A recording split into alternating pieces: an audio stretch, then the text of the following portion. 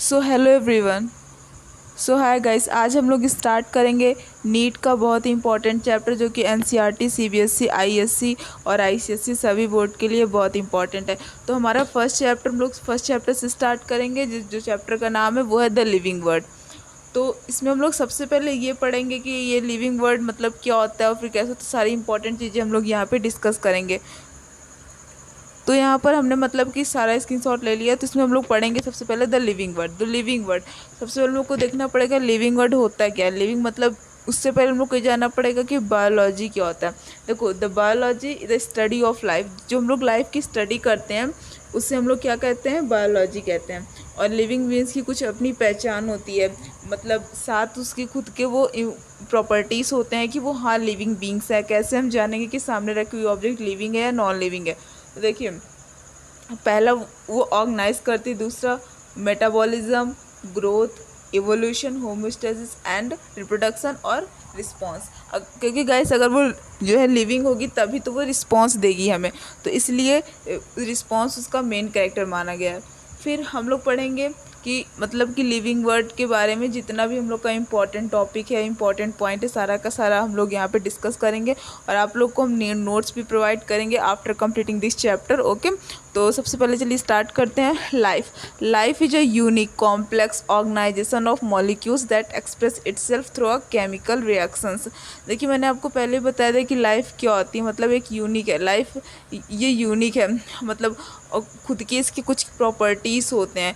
तो जैसे कि क्या क्या प्रॉपर्टीज़ होते हैं, जैसे कि ग्रोथ, डेवलपमेंट, रिस्पॉन्सेस और एडॉप्टेशन एंड रिप्रोडक्शन, ये सब इसकी खुद की एक प्रॉपर्टीज़ होती हैं। किस चीज़ की प्रॉपर्टीज़ होती हैं ये बताने के लिए कि हाँ ये लिविंग बीइंग्स है। फिर the object exhibiting growth, development, reproduction, respiration, responses and other characteristics of life are designated as a living beings. मैंने आपको पहले बता दिया कि अगर ये सब चीज़ें होंगी तो श्योर है कि डैम श्योर कि वो हमारी लिविंग चीज़ ऑब्जेक्ट है। लिविंग चीज़ की खुद अपनी पहचान होती है। Then unique features of living organism. देखिए, लिविंग ऑर्गेनिज्म की खुद अपनी पहचान होती है। तो ऑर्गेनिज्म से पहले हम लोग को ये जानना पड़ेगा कि ऑर्गेनिज्म का प्रोसेस क्या होता है। तो देखिए, number of cells make a single tissue. Number of cells क्या बनाते हैं, एक सिंगल टिश्यू का फॉर्मेशन करते हैं। और the number of single tissue, number of जब टिश्यू होते हैं तो वो क्या बनाते हैं, एक हम लोग का जो है ऑर्गन बनाते हैं। और जो नंबर ऑफ ऑर्गन्स होते हैं वो ऑर्गन सिस्टम, और उसी ऑर्गन सिस्टम से हम लोग का आके एक ऑर्गेनिज्म बनता है। तो ये होता है मतलब ऑर्गेनिज्म का पूरा प्रोसेस, कैसे ऑर्गेनिज्म आता है। तो उसके पहले हम लोग पढ़ेंगे ग्रोथ, यूनिक फीचर ऑर्गेनिज्म का कुछ इंपॉर्टेंट फीचर क्या होता है। तो देखिए, growth, living organism grow in the mass and the number. Living organism grow ग्रो करते हैं, मास में और नंबर में। A multicellular organism increase its mass by cell division. देखिए, हम लोग की बॉडी में जब हम लोग मतलब कि क्या करते हैं, जब हम लोग पैदा होते हैं, मतलब जब हम लोग का बर्न होता है तब क्या होता है कि हम लोग मतलब सिंगल सेल से जाइगोट फॉर्म करते हैं। फिर धीरे धीरे जो है हम लोग की बॉडी में ट्रिलियंस ऑफ द सेल होते हैं। मतलब हमारी बॉडी में कितने प्रेजेंट टाइम हम लोग की बॉडी में कितने सेल्स होते हैं, ट्रिलियंस ऑफ द सेल्स होते हैं। और उससे भी इम्पॉर्टेंट चीज़ ये है कि हमारी बॉडी में जितने सेल्स होते हैं उससे कई ज़्यादा बैक्टीरिया पाए जाते हैं। ये चीज़ साइंटिस्ट ने प्रूव कर दिया है कि जितने सेल्स होते हैं हमारी बॉडी में उससे कई ज़्यादा बैक्टीरिया पाए जाते हैं। और कुछ बैक्टीरिया मतलब कि हम लोग बैक्टीरिया के बारे में आगे डिस्कस करेंगे, क्योंकि अभी यहाँ पे बैक्टीरिया का ज़्यादा इंपॉर्टेंट हम लोग को नहीं बताया गया। तो growth, living organism grow in mass and the number में, मतलब कि धीरे धीरे उसका वो होता है। फिर उसके बाद a multicellular organism increase its mass by its cell division, मतलब कि सेल का डिवीज़न होना ये भी एक होता है। फिर उसके बाद मतलब सेल का एक साइकिल भी होना। In the plants growth continuous through life in their meristematic area but in animals growth occurs in the certain age. तो देखिए, यहाँ पर मेन चीज़ ये बताई गई है कि जो ग्रोथ होती है मतलब एक मतलब एज अ सिंगल से ट्रिलियंस ऑफ द सेल्स बनना, ये भी तो एक प्रोसेस ही हुआ ना। ये भी तो एक बात है कि वो हाँ वो लिविंग ऑर्गेनिज्म है, तभी तो ऐसा हुआ। उसकी सेल का डिवीज़न होना, सेल चार चीज़ों से मेनली डिवाइड होता है, और इसका होना इम्पॉर्टेंट भी है for growth, replacement, reproduction and in सब चीज़ों के लिए क्या होता है, हम लोग का सेल जो है वो होता है जो है डिवाइड होता है। फिर उसके बाद in a plants growth continuous throughout the life in their meristematic area but in animals growth occur. जो एनिमल्स होते हैं उसमें ग्रोथ एक सर्टेन एज से अकर होती है। फिर देखो हमारे जो ऑर्गेनिज़म होते हैं वो 2 टाइप के होते हैं। ऑर्गेनिज़म के कितने टाइप होते हैं? 2 टाइप होते हैं। एक यूनिसेलुलर ऑर्गेनिज़म होता है, तो दूसरा हम लोग का मल्टी सेलुलर ऑर्गेनिज़म होता है। तो जो यूनिसेलुलर ऑर्गेनिज़म होता है वो सिंगल सेल से मिलके बना होता है, और जो मल्टी सेलुलर होता है वो ढेर सारे सेल से मिलके बना होता है। तो ये चीज़ तो आपको पता ही होगा। और उसके बाद देखिए ग्रोथ का क्या होता है। ग्रोथ का मेनली ये माना गया है कि जो ग्रोथ होती है हमारी बॉडी में, इन सब ग्रोथ मतलब कि होना एक सर्टेन एज में important, because growth living beings में ही होता है। लिविंग ऑर्गेनिज्म का ये बहुत ही इंपॉर्टेंट फीचर है। ग्रोथ लिविंग ऑर्गेनिज्म का एक बहुत ही इंपॉर्टेंट क्या है, फीचर है। तो हम लोग का ग्रोथ जब हम लोग का बॉन्ड हुआ था तब सिंगल सेल थे, जाइगोट बना था, और आज हमारी बॉडी में ट्रिलियंस ऑफ दी सेल्स हैं। मतलब living things always reproduce, there will be the many couples are infertile. And देखो मतलब जो लिविंग बींग्स होते हैं वो हमेशा रिप्रोड्यूस करते हैं। क्या करते हैं गाइस? लिविंग बींग्स हमेशा का हमेशा रिप्रोड्यूस करते हैं। और मतलब कि जो लिविंग बींग्स का कैरेक्टर्स क्या बताया गया है ग्रोथ में, there will be the many couples are infertile. काफ़ी सारे कपल्स क्या होते हैं? इनफर्टाइल होते हैं। फिर the structure of the copoism and then the by the Thomas, मतलब जो हम लोग के काफ़ी साइंटिस्ट लोगों ने ये सब चीज़ मतलब प्रूफ की है। थॉमस एक नाम के एक साइंटिस्ट है जिन्होंने ये प्रूफ किया लिविंग बींग्स में इंटरनल ग्रोथ होती है। कैसी होती है इंटरनल ग्रोथ? इंटरनल ग्रोथ का मतलब हम लोगों ने पढ़ा था कि सिंगल सेल से जैसे ट्रिलियंस ऑफ सेल का फॉर्मेशन होना है, तो ये सब मतलब इंटरनल ग्रोथ ही हुई। फिर मतलब कि ये सब मतलब फिर और एक और इम्पॉर्टेंट यहाँ पे एक फैक्ट है क्या, कि सोफिया नाम की एक रोबोट इंडिया में आई थी। सोफिया एक लेडी थी जो कि एक रोबोट जो कि इंडिया में आई थी। तो ये सब हमारा प्रोसेस हुआ। तो अब हम लोग पढ़ेंगे रिप्रोडक्शन। रिप्रोडक्शन का क्या होता है? रिप्रोडक्शन का ये होता है कि रिप्रोडक्शन जो होता है उसके 2 टाइप होते हैं, sexual reproduction and asexual reproduction. जो सेक्सुअल रिप्रोडक्शन होता है गाइस वो हमेशा ह्यूमंस और एनिमल्स में होता है, जो ह्यूमंस होते हैं। और फिर एसेक्सुअल होता है नीड इन सिंगल पेरेंट्स में। The yeast Saccharomyces reproducing by the budding, ये बडिंग से जो है क्या होती है, रिप्रोड्यूस करती है। तो ये हुआ हमारा रिप्रोडक्शन का पूरा प्रोसेस। अब हम लोग का जो नेक्स्ट है वो है मेटाबॉलिज्म का। तो ये मेटाबॉलिज्म क्या होता है? मेटाबॉलिज्म का गाइस एक सिंपल डेफिनेशन हम आपको बता रहे हैं, the sum total of the biochemical reactions occurring in an organism.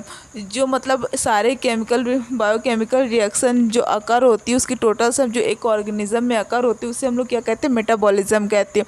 Metabolism guys होता है क्या? Metabolism is equal to catabolism plus anabolism. फिर उसके बाद जो एनर्जी हमें मिलती है वो कहाँ से गाइस? एक चीज़ है, जो हमारी बॉडी में जो एनर्जी पूरी की पूरी होती है वो हमें एटीपी से मिलती है, एडिनोसाइन ट्राइफॉस्फेट इसका फुल फॉर्म होता है। फिर एक सेल के अंदर हज़ारों रिएक्शंस होते हैं जिसमें मेटाबॉलिज्म करते हैं। जो हमारी बॉडी में जो हज़ारों केमिकल रिएक्शंस होते हैं, पता है कौन करता है? ये हमारे जो है मेटाबॉलिज्म ही करते हैं। तो ये हमारा मेटाबॉलिज्म का भी हो गया मेटाबॉलिज्म। फिर उसके बाद हम लोग पढ़ेंगे कॉन्शियसनेस क्या होता है। तो देखिए कॉन्शियसनेस हम लोग का ये होता है, ये भी एक बहुत ही इंपॉर्टेंट मतलब बताया गया। क्या बताया गया? लिविंग बींग्स होते हैं उनकी अपनी एक वो होती है, पहचान होती है। The awareness of the surrounding and responding external stimuli, ये होता है हमारा कॉन्शियसनेस। और फिर देखिए उसके बाद हम लोग का आता है जो नेक्स्ट टॉपिक बताया गया वो बताया गया life span. Every living organism has a definite life span of birth, growth, maturity. हर चीज़ की एक डिफिनेट होती है, लाइफ स्पैन एक डिफिनेट होती है, मतलब कि उसका बर्थ, फिर उसका ग्रोथ, मैच्योरिटी, एसेंसनेस एंड डेथ। हर चीज़ एक मतलब एक डिफिनेट लाइफ स्पैन में होता है।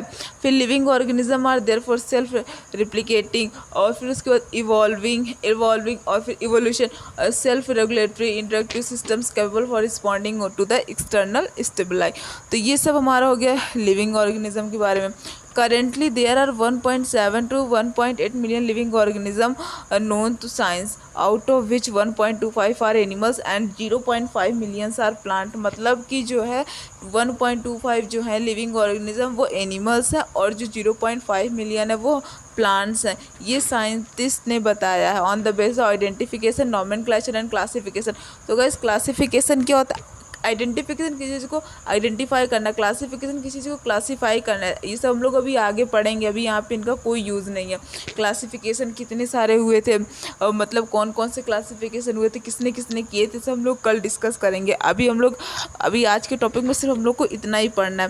तो गाइस यहाँ पे हम आपको एक लास्ट में एक और टॉपिक बता देते हैं कि जो इम्पोर्टेंट। देखो ये जो हमारा मतलब कि जो ये होता है, उससे पहले हम लोग को ये जानना पड़ेगा कि ऑर्गेनाइज का मेन फंक्शन क्या होता है। हम लोगों ने भी देखा ना कि ऑर्गेनाइज करना, ये सब लिविंग बींग्स की पहचान होती।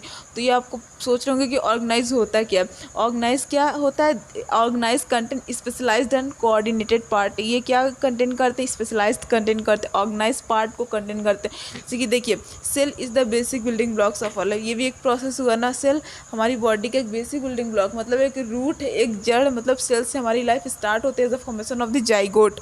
अब तो देखिए, चार पांच हमारी बॉडी में कुछ ऐसे सिस्टम होते हैं जिनके बारे में हम पढ़ते तो हैं लेकिन हमें सही से पता नहीं होता है। तो आपको यहाँ पे हम यही बता रहे हैं। देखिए, एक लिम्फेटिक सिस्टम होता है। लिम्फेटिक सिस्टम का मेन हम सबके आपको दो प्रोसेस बताएंगे जो कि आपके एग्जाम में बहुत ही इंपॉर्टेंट है। अभी आने वाले रिप्रोडक्टिव चैप्टर में, रिप्रोडक्शन वाले डाइजेस्टिव में, मेल रिप्रोडक्टिव सिस्टम, मतलब ये सब आपके लिए बहुत ज़्यादा इंपॉर्टेंट है गाइस, इनको आप नोट कर लीजिएगा। जो लिम्फेटिक सिस्टम होते हैं इसके दो मेन फंक्शन होते हैं। पहला, ये जो है फ्लूइड को जो है ब्लड में कन्वर्ट करता है, रिटर्न करता है। और फिर ये किस चीज़ पे डिफेंस होता है? पैथोजेंस की अगेंस्ट डिफेंस होता है। पैथोजेंस जो होते हैं उनके अगेंस्ट होता है ये। फिर डाइजेस्टिव सिस्टम का क्या प्रोसेस होता है? Digestive system process food for use by the body. लेकिन हम लोग बॉडी में करते हैं, ये हम लोग का डेली प्रोसेस हुआ। Removes waste from the undigested food. Undigested food से पूरा मतलब वेस्ट को रिमूव करना। फिर male reproductive system. Male reproductive system का मेन क्या होता है? जो मेल रिप्रोडक्टिव सिस्टम का मेन प्रोसेस होता है ये होता है produce sex hormones and gametes. और देखो, मतलब हार्मोन्स को जो है रिलीज़ करना बॉडी से, और फिर उसके बाद प्रोड्यूस करना, और उसके बाद जो गैमेटीज भी प्रोड्यूस हुआ है ना, उसको क्या करता है? गैमेटीज जो है डिलीवर्स गैमेटीज टू द फीमेल। वो मेल क्या करता है? उस गैमेटीज को फीमेल में जो है भेजता है, डिलीवर करता है। फिर उसके बाद रिस्पायरेटरी सिस्टम का दो प्रोसेस है। रिस्पायरेटरी सिस्टम आपके लिए बहुत ज़्यादा इंपॉर्टेंट। अभी हम लोगों ने यहाँ पे जो हम लोगों ने देखा था रिस्पिरेशन वगैरह, जो रिप्रोडक्शन वगैरह जो देखा था, इसमें सब मतलब कि सही से नहीं हो पाता। यहाँ पर आपको इंपॉर्टेंट मिला है। देखिए, respiratory system. Respiratory system removes carbon dioxide from the body. Respiratory system का गाइस सबसे इंपॉर्टेंट और सबसे बिंदास मतलब यही होता है जो है कि वो कार्बन डाइऑक्साइड को हमारी बॉडी से रिमूव करता है और डिलीवर्स O2 टू ब्लड। फिर एक और सिस्टम होता है जिसके बारे में ना आपने अभी तक पढ़ा भी नहीं होगा, आई थिंक आपने याद किया होगा लेकिन आपको समझ में नहीं आया होगा। वो होता है यूरिनरी सिस्टम। अभी आप लोग आगे पढ़ेंगे 11th और 12th में। ये नीट के लिए बहुत ही इंपॉर्टेंट टॉपिक है। देखिए, urinary system control water balance in the body. Urinary system का मेन, आप लोग वाटर तो पीते हो लेकिन इनको बैलेंस कौन करता है? इसका प्रोसेस, आपको लोग खाना खाते हो तो इसको डाइजेशन का एक प्रोसेस होता है ना, आपने पढ़ा है तो आपको पता है। लेकिन जो हम लोग वाटर मतलब पीते हैं, इनको कंट्रोल कौन करता है? कभी ज़्यादा पीते, कंट्रोल करने का काम होता है यूरिनरी सिस्टम का। ये क्या करता है? यूरिनरी सिस्टम रिमूव करता है वेस्ट को फ्रॉम ब्लड एंड एक्सक्रीट दम, उसे बाहर निकालता है। और फिर होता है फीमेल रिप्रोडक्टिव सिस्टम। तो फीमेल रिप्रोडक्टिव सिस्टम का मेन होता है प्रोड्यूस सेक्स हार्मोन्स को प्रोड्यूस करना, गैमेटीज को प्रोड्यूस करना, support embryo foetus until birth. तो गाइस, ये हमारे यहाँ पर कुछ इंपॉर्टेंट टॉपिक और इम्पॉर्टेंट टर्म थे जिनको हम लोगों ने यहाँ पे डिस्कस किया। और आपके लिए हम नीट वगैरह के जो है बहुत ही इंपॉर्टेंट टॉपिक्स और chapters NCERT, CBSE, ICSE and ISC जितने भी स्टूडेंट हैं उनके लिए ये वीडियो बहुत ही इंपॉर्टेंट होने वाला था। और आप लोगों ने पढ़ा भी, आई थिंक आप लोगों को समझ में आया होगा। और फिर आप लोग हमारे चैनल को सब्सक्राइब कर दीजिएगा। Thanks for watching. और जितना हो सके अपने दोस्तों के साथ शेयर कीजिएगा, क्योंकि जितने भी 11th के नीट के स्टूडेंट जो नीट की तैयारी कर रहे हैं उनके लिए बहुत ही इंपॉर्टेंट है। So thanks for watching. मिलते हैं हम लोग नेक्स्ट वीडियो में इसी चैप्टर के साथ। अभी जितना इस चैप्टर का बाकी उतना पढ़ेंगे। Bye guys, thank you.